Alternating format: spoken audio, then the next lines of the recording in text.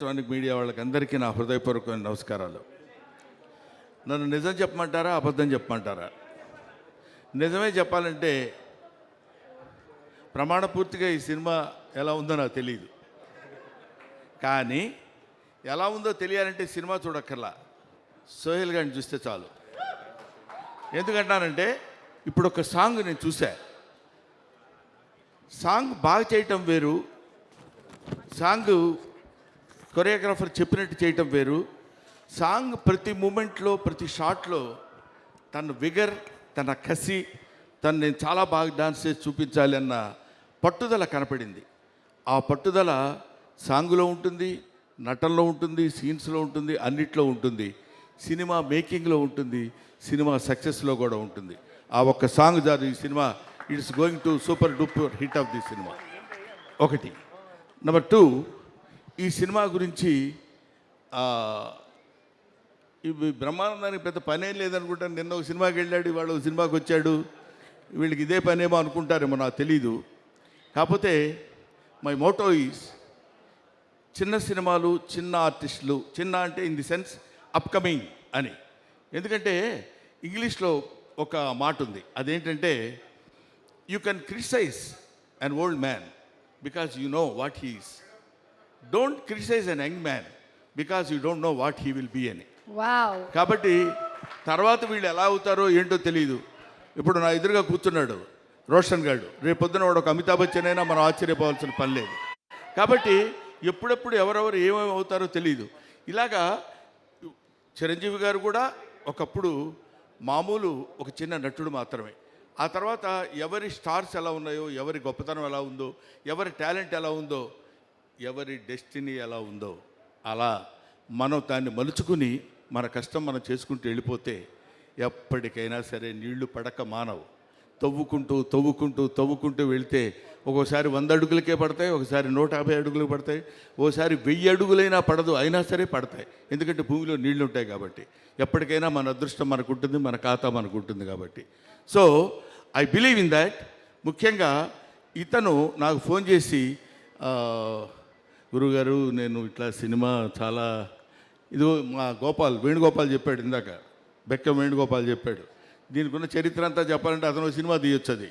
కాబట్టి అది కాకుండా ఈయన పడినటువంటి బాధలు కొన్ని చిన్న టూకీగా 1-2 చెప్పేసరికి నేను డెఫినెట్గా వెళ్దామనిపించింది. కాకపోతే ఇలాంటి సినిమాలకి రావడం వల్ల ఏమో బ్రహ్మానందం వస్తే బాగుంటుంది, నలుగురికి కొంచెం ఉపయోగపడతాననే అభిప్రాయంతో వాళ్ళు ఉన్నారు. కాబట్టి అది నిజమో కాదో నాకు తెలియదు, కానీ నన్ను పిలిచినందుకు వాళ్ళకి నేను ఈ విధంగా ఉపయోగపడితే, బికాస్ ఐ బికేమ్ ఓల్డ్, కొంచెం ఆ తర్వాత తరం వాళ్ళు వస్తున్నప్పుడు యూ కెన్, అంటే if you allow others you will become first man, if you don't allow others you will become last man. కాబట్టి I don't want to be a last man, I want to be first man. కాబట్టి మనం ముందు అలా వెళ్ళిపోతున్నప్పుడు వెనకాల వాళ్ళు వస్తుంటారు, we should allow them. అప్పుడే మనం గొప్పవాళ్ళం అవుతాం, గొప్పవాళ్ళ ఉంటాం అనేటువంటి భావన. కాకపోతే చిన్న రిక్వెస్ట్ ఏంటంటే, నన్ను ఎవరైనా ఫంక్షన్ పిలవాలంటే దయచేసి ఇంటికి వచ్చి పిలవండి, మరీ ఫోన్లో చెప్పి రండి అంటే బాగుంటుందేమో. బ్రహ్మానంద గారు మీరు 7:30కి అక్కడ ఉంటే సరిపోద్ది, నేను మళ్ళీ ఫోన్ చేసి చెప్తాను మీకు. 7:45 మీరు ఇక్కడ ఉంటే సరిపోద్దండి అని చెప్పాడు పాపం ఫోన్లో. మళ్ళీ వాడు మార్నింగ్ గుర్తు చేసి మర్చిపోతారేమో, మీరు ఒళ్ళు దగ్గర పెట్టుకొని కరెక్ట్గా 7:30కి ఇక్కడ ఉండండి అన్నాడు. అలాగే సార్ తప్పకుండా వస్తానండి అన్నాను నేను.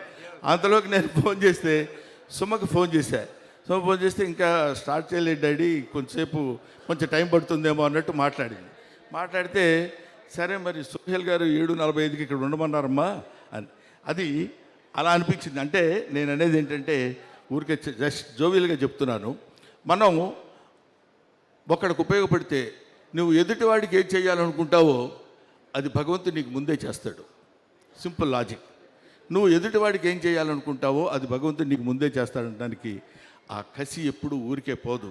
డెఫినెట్గా సోహెల్లో ఉన్నటువంటి ఆ పట్టుదల, ఆ కసి ఎప్పుడైనా సరే కొట్టాలండి. అది డెఫినెట్గా ఇల్లు hit the headlines in this year, I believe in that. ఆ తర్వాత ప్రొడ్యూసర్ గారు, ఆయన పేరు పాషా గారు, ఆయన గురించి అందరూ చాలా బ్యాడ్గా చెప్తున్నారు. ఇక్కడ చాలా బ్యాడ్ మ్యాను, అసలు అంత బ్యాడ్ మ్యాన్ ఇంకొకళ్ళు ఉండరు అని. రండి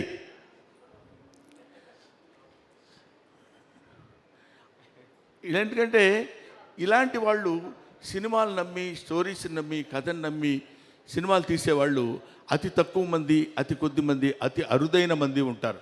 అటువంటి వాళ్ళలో పాషా దీనికి ఇంతటి శ్రద్ధ తీసుకుని ఇది చేశాడు అంటే డెఫినెట్గా అందులో ఏదో ఒక అద్భుతమైనటువంటి విషయం ఉండే ఉంటుంది.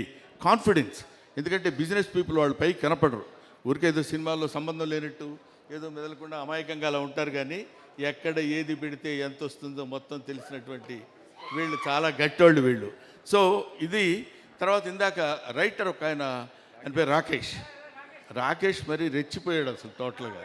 అరే అదేంటి సోయల్ మందేరా లైఫ్ అని.